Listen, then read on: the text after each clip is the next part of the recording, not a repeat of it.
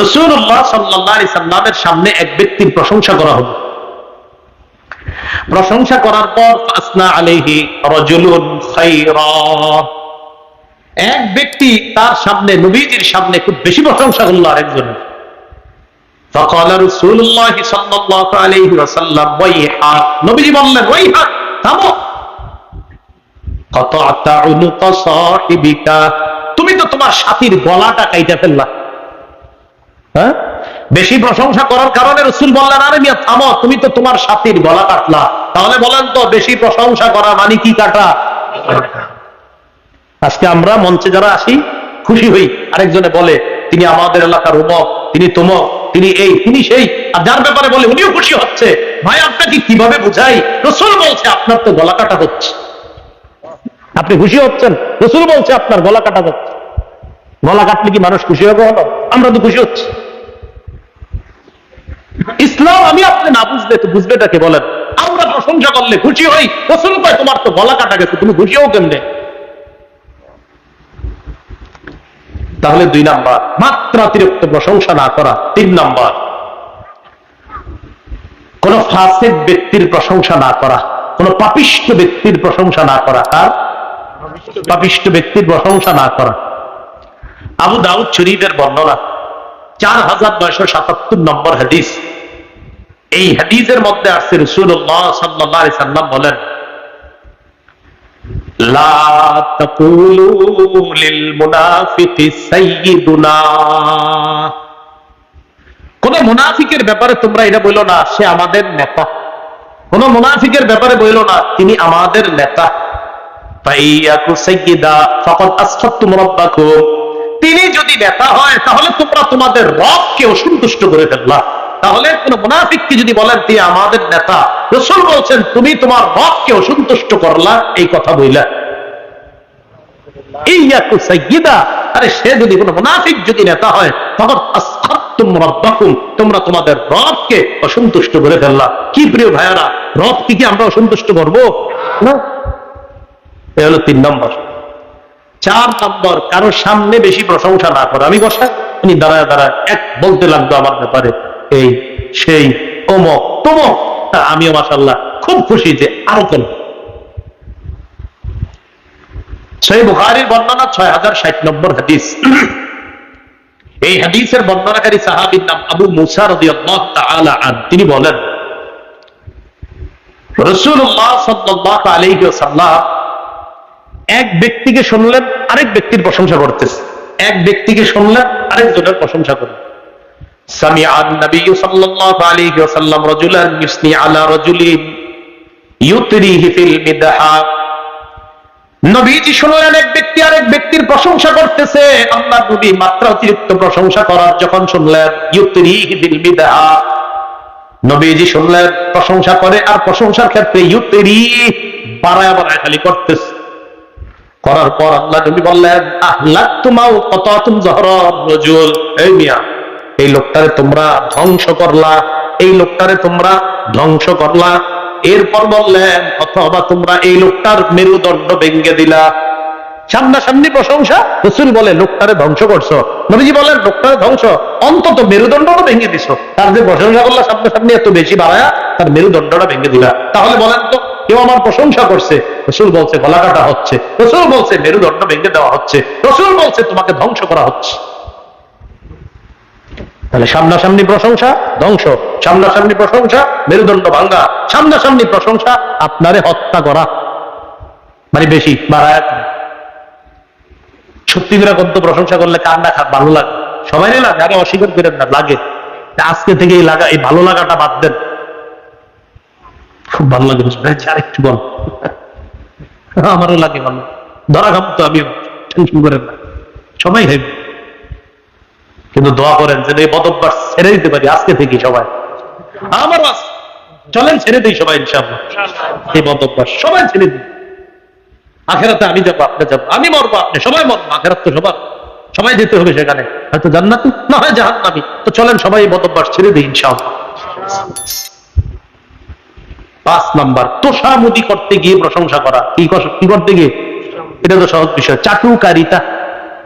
তোষামুদি চাটুকারিতা এটা করতে গিয়ে খুব বেশি প্রশংসা, যে একটু যদি সুদের বিরুদ্ধে 3-4 মাস ওয়াজ না করি উনি খুশি হয়, আর আমার একটু বেতন বাড়বে। কথার কথা, যেই মাত্র বেচারা সুদের ওয়াজ করে ওই দিন থেকে ওনার আগে রুই মাছ গরুর গোশত সবাই তো খানায়, এখন আপনার অটোমেটিক খানাও চেঞ্জ হয়ে গেছে। আরে ঘটনা, সুদ হারাম কথাটা কার? আল্লাহ। কোন খতিব সাহেব মিম্বরে বৈশা যদি বলে সুদ খাওয়া হারাম, উনি এই কথাটা উনি কার কথা বলছে? আপনার খারাপ লাগলো কেন? বিপরীত দিকে যদি তোষামত করে বলে আর কি, মানে ঘুরে ফিরে যদি বলে না না অন্যদেরটা সুদ, আপনারটা সুদ না, খুব খুশি হয়। আরে আমি যদি আপনার সুদ খোররে যদি বলি যে সুদ না, তাও সুদ। একটা সুদ খোররে যদি আমি বলি না আপনি সুদ খান না, আপনারটা সুদ না, বিশ্বাস করেন সুদ তো সুদেই, আমি বললেও সুদ, না বললেও সুদ।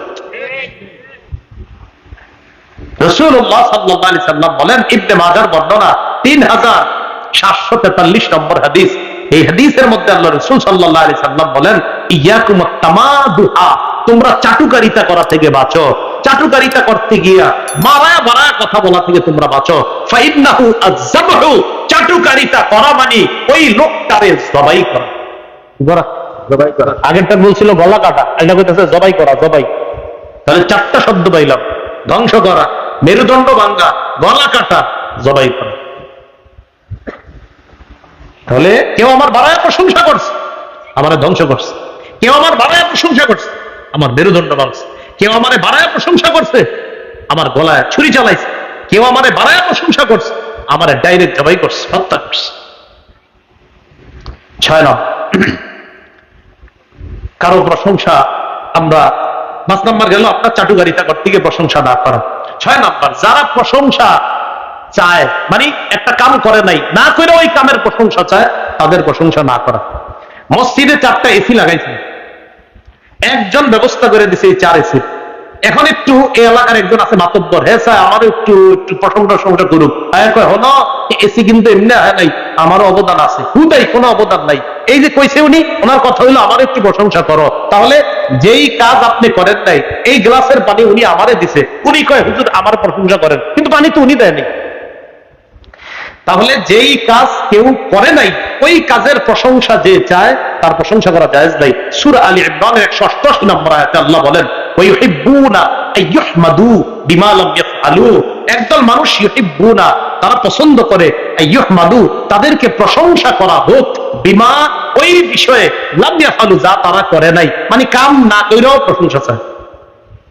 এদের প্রশংসা করা কি নেই? প্রিয় ভাইরা, কথাগুলো কি বুঝছেন সবাই?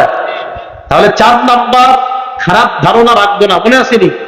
হ্যাঁ, ভালো ধারণা রাখবো। রাখতে গিয়ে আল্লাহ যতটুকু প্রশংসা করছে ততটুকু করব, নবী যতটুকু প্রশংসা করতে বলেছেন ততটুকু করব, সাহাবীগণ যতটুকু প্রশংসা করেছেন ততটুকু করব, বাড়ায়া কিছু বলবো না, ইনশাআল্লাহ। এবার আসেন আমরা 5 নম্বরে যাই। ওই যে 4 নম্বর বদভ্যাস, কার প্রতি খারাপ ধারণা রাখা। 5 নম্বর বদভ্যাস, ওয়ালা তাজাসসু, কারো পিছনে দোষ অনুসন্ধানে লেগে যাবে না। হঠাৎ আপনারা আপনাদের এলাকার একজন ইমাম সাহেব দেখলেন 3 জন বোরকাওয়ালি মেয়ে নিয়ে এক দোকানে গেছে সদাই করতে, কাপড়ের দোকানে। কয়জন বোরকাওয়ালি? 3 জন। আপনাদের এলাকার কোন এক ইমাম সাহেব, আপনি পিছে পিছে লাগছেন, হুজুর ইন্না লিল্লাহ, হুজুর এটা করলো। পিছে পিছে যাইতে যাইতে ওই দোকানে গেছেন, কাপড়ের দোকানে। যাওয়ার পর উনি দোকানদার থেকে কাপড় কিনে, শাড়ি কিনে, 3 পিস কিনে বের হয়ে গেছে। এখন ওই দোকানদার আবার আপনাদের দক্ষিণ পাড়ার আব্দুর রহমান, কথার কথা। পরে আপনি গেছেন, তুই আব্দুর রহমান নাই? আমি ইমাম সাহেব এটা, আপনার দোকানে এলো কে ছিল? কয়েক বেটা ইমাম সাহেবের বিবি আর 2 মেয়ে ছিল ইমাম সাহেব। ওই ইন্না লিল্লাহ, তাই না? তখন কি মনে করছি আপনি এতক্ষণ কান্না করলেন কি? হ্যাঁ, আপনার কে বললো পিছে পিছে লাগতে? নিয়ে আপনি খুঁজা দেখেন আপনার ভিতরে হাজার দোষ।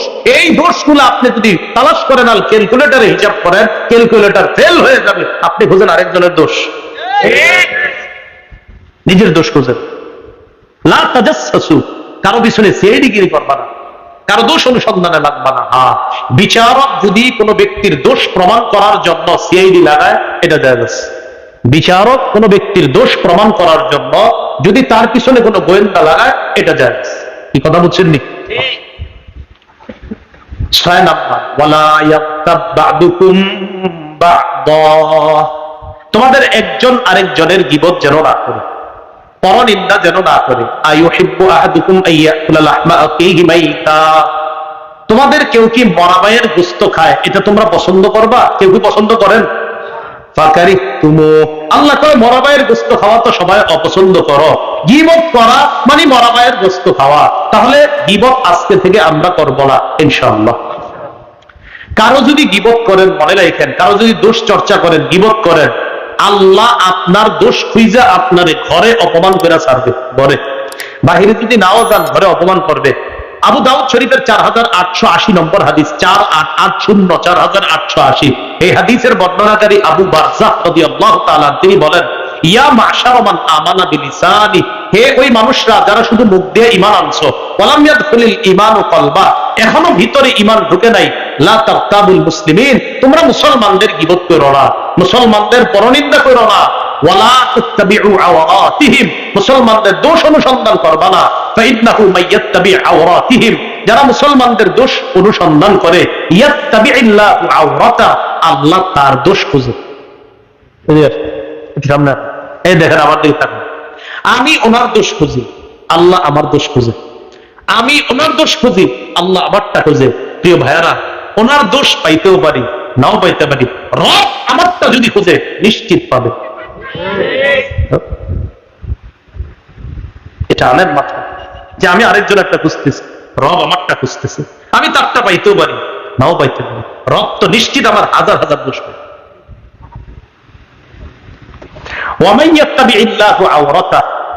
আর আল্লাহ যদি কারো দোষ খোঁজে, ঘরে হলেও অপমান করে ছাড়বে। কথাগুলো বুঝে আসছে? তাহলে 6টা বদ অভ্যাস: ঠাট্টা না করা, কাউরে দোষারোপ না করা, কাউকে মন্দ নামে না ডাকা, 4 নাম্বার খারাপ ধারণা না করা, 5 নাম্বার কারো দোষ অনুসন্ধানে না লাগা, 6 নাম্বার কারো গীবত না করা। আল্লাহ পাক রব্বুল আলামিন আমাদের সকলকে এই 6টা বদ অভ্যাস যেন আমরা পরিত্যাগ করে আমাদের কলবকে আমরা ইসলাহ করতে পারি, সংশোধন করে পরিশুদ্ধ কলব নিয়ে যেন আমরা কবরে যেতে পারি। আল্লাহ তৌফিক দান করেন।